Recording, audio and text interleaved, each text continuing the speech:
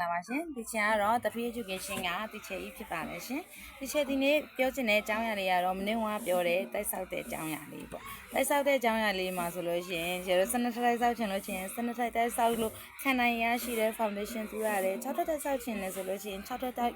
ဆောက်လို့ရတဲ့ foundation ကိုတူရတယ်လို့ပြောခဲ့ပါတယ်ဒီနေ့မှာတော့တီချာကနောက်ထပ်ပြောချင်တဲ့အကြောင်းအရာလေးတွေပေါ့နော်ဒီချက်ပြောချင်တာဒီချက်တို့မိဘတွေကကလေးတွေပေါ်မှာရီမန်းချက်တွေကြီးကြီးထားလေးရှိကြတယ်ဘာနော်ကိုကတော့ကိုသားသမီးကိုဆရာဝန်ဖြစ်စေခြင်းဒါပေမဲ့ဆရာဝန်ဖြစ်လာအောင်လေ့ကျင့်မှုတွေသင်ပြမှုတွေမရှိခဲ့ဘူးအင်ဂျင်နီယာကြီးဖြစ်စေခြင်းနဲ့အင်ဂျင်နီယာကြီးဖြစ်လာအောင်ငယ်ကနေကလေ့ကျင့်မှုသင်ကြားမှုတွေမရှိခဲ့ဘူးဆိုရင်ကလေးတွေအတွက်ရန်ကိုပင်ပန်းပါတယ်ပေါ်တော့10တန်းကြာမှ17တန်းကြာမှ12တန်းကြာမှငါတို့ပုံအောင်မယ်ဆိုတာမျိုးကကလေးတွေအတွက်အရန်ကိုပင်ပန်းပါတယ်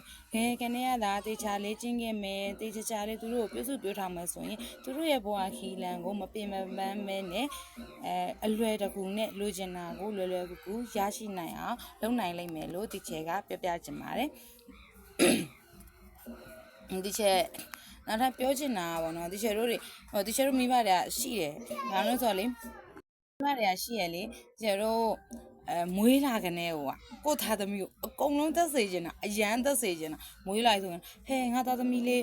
ဘောနော်ငါသားလေးငါသမီးလေးကြည်ရောကြည်တဲ့လားအတန်ကြားလို့ရှင်ရောနားထောင်တတ်ရဲ့လားပြီးလို့ရှင်လက်လေးတွေဒီလိုစုံနိုင်ကွေးနိုင်ရဲ့လားပြီးလို့ရှင်ဘောနော်အမေအတန်ကိုရောမှတ်မိရဲ့လားနိုရောဆိုးတတ်ရဲ့လားဘယ်ချိန်မှလေးဘက်သွားမှလဲဘယ်ချိန်မှဝင်ရမောက်တက်မှလဲဘယ်ချိန်မှလမ်းလျှောက်တက်မှလဲသူများတွေကလမ်းလျှောက်တက်လို့လေကိုသားသမီးကလမ်းမလျှောက်တက်သေးဘူးဆိုလို့ရှင်လေဟဲ့ငါသားသမီးလမ်းမလျှောက်တက်ပါမလားစကားမပြောတတ်ပါမလားအဲ့လိုမျိုးအတူမိဘတိုင်းမှာရှိကြတယ်ပေါ့နော်များသောအားဖြင့်ရှိကြတဲ့ခါမှာဆိုလို့ရှိရင်လေချယ်တို့တွေကဘယ်လိုမျိုးလဲဆိုသူကဒီကလေးတွေရဲ့တင်မှုတွေရတယ်သူ့ရဲ့အစင်းနဲ့တဖြည်းဖြည်းချင်းလာတာတချို့ကလေးတွေကနှေးတယ်တချို့ကလေးတွေကတော့တင်ယူမှုမြန်တယ်ပေါ့နော်တင်တဲ့ဥစ္စာကိုအလွယ်တကူနဲ့ရရှိတတ်တယ်အဲ့ခါကျတော့ချယ်တို့တွေကလေမိဘတွေကိုပြောချင်တာအရင်ကြီးစိတ်မလောပါနဲ့ငါသားသမီးဥပမာသူများတွေက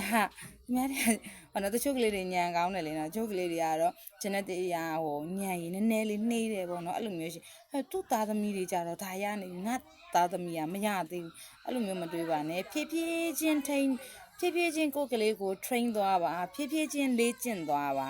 ဥပမာကိုကလေးကလေမွေးကစားမှာပေါ့နော်မကြည့်တတ်သေးဘူးအတန်တွေကိုနားမထောင်တတ်သေးဘူးအတန်ကြားလို့ရှိရင်မကြည့်တတ်သေးဘူးဆိုလို့ရှိရင်သူ့ကိုသိချလေးအရင်ဆုံးကိုကဘာလို့လုပ်ရမလဲဆိုရင်အခုနောက်ပိုင်းတော့ဆေးရုံတွေမှာလေဒီနားအကြားအယုံတွေစစ်ပေးနေပြီအမြင်အယုံတွေစစ်ပေးနေထင်တာအကြားအယုံတွေဒီအဓိကတချို့တို့ဘဟုမျိုးသမီးဆေးရုံမှာမွေးတဲ့ကလေးတွေဆိုလို့ရှိရင်တော်တော်များများအကြားအယုံစစ်ပေးတယ်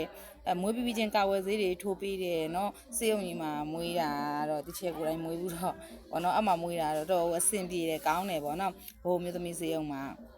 အမှဆိုရင်နားကြားရုံစစ်တဲ့အခါမှာထွက်လာတဲ့ result ကြောင့်မလို့ကိုသားသမီးနားအကြားအယုံကောင်းတယ်ဆိုတာကိုသိနိုင်တယ်သိလာတဲ့အခါမှာဆိုလို့ရှိရင်ကိုသားသမီးရဲ့နားအကြားအယုံကောင်းတယ်ဆိုတာကိုသိပြီဆိုတော့ကိုယ့်ရဲ့အတန်ကိုမှတ်မိအောင်ကလေးတွေကတော့တကယ်တမ်းတော့ဘိုက်ထဲကနေတင်ယူနေရနော်ဘိုက်ထဲကနေသူတို့လေဘိုက်ထဲမှာကနေလေဘိုက်လေးတွေကိုပုတ်ပြီးတော့သူတို့စကားပြောပေးတာတချင်းလေးတွေနားထောင်ပေးတာအဲ့လိုသူတို့နဲ့အပြန်အလှန်ပြောဆိုတာလေးလှုပ်လို့ရှင်လေသူတို့ကလေဘိုက်ထဲမှာကနေကတိုးတက်နေကြတာပါနော်ကလေးတွေတိုးတက်မှုကဘိုက်ထဲမှာကနေကစတင်ပါတယ်ပြီးဆိုလို့ရှင်လေကလေးတွေအတန်တွေကိုဒီဘိုက်ထဲမှာကနေကမှတ်မိတယ်နော်အမေရဲ့အတန်အဖေရဲ့အတန်အဲ့လိုမျိုးမှတ်မိတယ်ဘိုက်ထဲမှာကနေကတော်တော်များများလေးကလေးတွေဒီချက်လေ့လာမိသလောက်ပေါ့နော်အဲ့လိုမျိုးလေးတွေရှိရဲ့မွေးလာပြီဆိုရင်လည်းမွေးလာသားမှာဆိုရင်လေကလေးတွေကသူတို့ကဒီအတန်ကြားလို့ရှိရင်ကြည်နိုင်တယ်အလင်းရောင်ကိုသူတို့ခံစားရတယ်သိရှိနိုင်တယ်အတန်ကြားရင်သိနိုင်အဲ့တော့အတန်လေးကိုမှတ်ရင်းနဲ့ဘသူဆိုတာသူတို့ကတင်ကြားသွားတာပါသူတို့ရဲ့တင်ယူမှုတင်ကြားမှုတွေကအစင်းဟောနော်ဒီမွေးစားမှာကနေကဘိုက်ထဲမှာကနေအစင်းနဲ့တင်ယူခဲ့တာနော်ဘယ်ရွယ်မှာဝင်ရမောက်ရမယ်တတ်မှတ်ချက်လေးပေါ့နော်ချို့ကလေးတွေကတော့မြန်တယ်တချို့ကလေးတွေကတော့နှေးတယ်ဘယ်ရွယ်မှာလမ်းလျှောက်ဘယ်ရွယ်မှာစကားပြောရဲဆိုတာတချို့ကလေးတွေကနှေးတဲ့ကလေးတွေရှိသလိုဟောပေါ့နော်ပုံမှန်တိုင်းသွားတဲ့ကလေးတွေလည်းရှိတယ်မြန်တဲ့ကလေးတွေလည်းရှိတယ် တီချာတို့တွေကလေခေါနော်ကိုကလေးကိုလေရမ်းနေသက်စေခြင်းစောနဲ့3နှစ်လောက်ခနဲ့ကိုကလေးတွေကိုမူဂျိုတွေကိုပို့ကြရတယ်ကိုကလေးတွေကိုလေ3နှစ်လောက်ခနဲ့မူဂျိုတွေပို့တဲ့ခါမှာဆိုလို့ရှိရင်ကလေးတွေကဟိုတကယ်တမ်းပြောရရင်တော့ရှေ့3နှစ်လောက်ခနဲ့တချို့ကလေးဆိုရင်ရင်ဝင်ပိုက်မူဂျိုတွေတောင်ပို့ကြရနော်ဒါကတော့မိဘတွေကအခြေအနေရပါတော့ပို့ကြရတယ်တီချာအမြင်ရပြောမယ်ဆိုရင်တော့ကိုကလေးတွေကိုလေပေါ့နော်ကိုအချိန်ပေးနိုင်တယ်ဆိုရင်ပေါ့ကလေးတွေကိုလေအချိန်ပေးစေခြင်းတယ်ကိုကလေးတွေကိုအချိန်ပေးစေခြင်းနဲ့ဒါမိဘနဲ့သားသမီးကြားက family relationship လေနော်မိဘနဲ့သားသမီးကြားမှာတယောက်နဲ့တယောက်တန်ရောစဉ်ရှိနေမှဟိုကြီးလာတဲ့ခါမှာဆိုလို့ရှိရင်လည်းဒါငါမိဘဒါငါသားသမီးဆိုတဲ့တန်ရောစဉ်လေးတွေကပို့ပြီးတော့တွေ့တာမှာပေါ့နော်ဒါပေမဲ့ကိုသားသမီးကိုဟဲအရန်တက်စေခြင်းနဲ့ဆိုရင်ဝင်ပိုက်ခနဲ့ရင်ဝင်ပိုက်မှုချိုတွေပို့တယ်ပြီးကိုနဲ့နေတဲ့အချိန်ကလေတကယ်တမ်းတော့ကိုနဲ့ကိုသားသမီးနဲ့အချိန်ကြာကြီးနေနိုင်တယ်ဆိုတဲ့အချိန်ကတကယ်တော့လေသူတို့ကြောင်းမသွားသူတို့ကြောင်းမတက်ခင်နော်ကိုသားသမီးက9နှစ်မှကြောင်းပို့မယ်ဆိုလို့ရှိရင်အဲ့9နှစ်ထိပဲတူနေဖြစ်တာ3နှစ်မှကြောင်းပို့မယ်ဆိုရင်3နှစ်မှကြောင်းပို့မယ်ဆိုအဲ့3နှစ်ထိပဲကိုသားသမီးနဲ့24နာရီလုံးအတူနေဖြစ်တာဒီမို့ဆိုလို့ရှိရင်မနေပြဘူးတစ်လုံးလဲအတူနေရတဲ့အချိန်ဆိုတာနဲတယ်စဉ်းစားကြည့်ပါလူကြီးမင်းတို့ဆိုလို့ရှိရင်လေလူကြီးမင်းတို့ဒီရွယ်ရောက်နေပြီငါတို့မိဘနဲ့24နာရီလုံးအပြည့်နေခဲ့ဘူးတဲ့အချိန်လေး24နာရီလုံးအပြည့်လက်ပွန်းတတိနဲ့စကားတွေပြောအလုပ်တွေလုပ်အတူလှုပ်တွေလှုပ်အဲ့လိုမျိုးရှိတဲ့သူတွေရှိတော့ရှိလိမ့်မယ်ရှားပါတယ်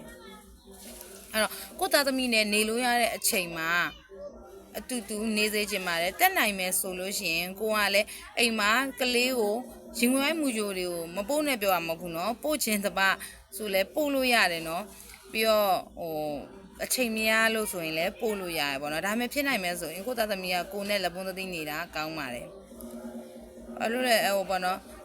ပြီးတော့ကလေးတွေကလေ3နှစ်ကနေပြီးကျောင်းမူကြိုပို့လိုက်ပြီမူကြိုကမနက်9:00နာရီနဲ့ညနေ9:00နာရီကိုကလည်းမနက်9:00နာရီနဲ့ညနေ9:00နာရီလောက်သွားတယ်ညကျပြန်လာမယ်သမင်းချက်မယ်ညစာစားမယ်9:00နာရီ10:00နာရီထိုးသွားတယ်အဲ့ဆို9:00နာရီဆိုရင်အိပ်ပြီဘယ်မှာလဲစကားပြောချိန်ဘယ်မှာလဲတရားနဲ့တရားတန်ရောစင်နေ